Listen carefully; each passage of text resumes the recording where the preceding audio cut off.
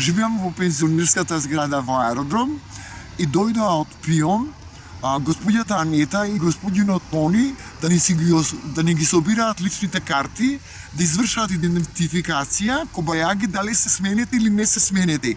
А ние, кога доаѓаш во самата зграда да живееш, во пензионерската зграда, одмак ги менуваме личните карти, бидејќи станарината ни одземаат од самиот фонд. И станарите беа уплашени, им отвора, дури беа дрски во некои станови кои што се немојк ни влегува и дали не ти е чисто, ке ти го земеме станот ако не средиш. На сите им ги зема матичните броеви и бројот на личната карта. Предизборниот мок за да ги злоупотребат. Па ние живееме 164 станари во зградата. Некои имаат собрачни другари по 20 седат.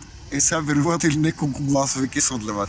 А тоа не само во нашата пензионерска зграда, има 4 домови пензионерски згради во Скопје. 4 згради се наоѓаат во Аеродром, другата се наоѓа во Ѓорче Петров, третата се наоѓа во Автокоманда и четвртата во Чаер. Да пријави во полиција пред некој ден. Бидејќи ни кажа дека се објавија на сите медиуми и печатени електронски, дека со закон ни е загарантирано правото ние за која партија ќе гласаме и за која партија сме си симпатизери.